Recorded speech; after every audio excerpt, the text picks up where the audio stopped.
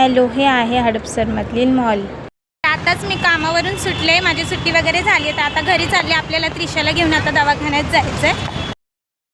मग काय, व्हिडिओ काढण्याच्या नादामध्ये मला खूप उशीर झाला होता, पण मी निघाले होते कारण खूपच गर्दी होती, ट्रॅफिक होती. पहिला म्हटलं चला आज पहिला पाणीपुरी खाऊन घेते, कारण 2-3 दिवस झालं तर माझी खूप इच्छा होती पाणीपुरी खायची. फायनली पाणीपुरी वगैरे खाऊन जाते आणि मी त्रिशाच्या पप्पांची वाट बघत होते.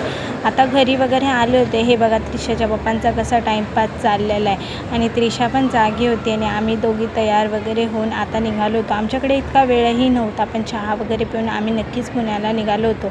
आणि हे बघा, हे पुण्यातीलच म्हणजे रस्ता आहे हा, पण भोगदा टाईप आहे, त्याच्यामुळे मी तुम्हाला दाखवायचा प्रयत्न केला. आणि हे माहीत असेल, हे सारसबाग आहे. इथे तुम्ही कधी देखील फिरायला वगैरे येऊ शकता. मी व्हिडिओ ह्याच्यासाठी काढला की तुम्हाला देखील त्या गोष्टी माहीत झाल्या पाहिजे.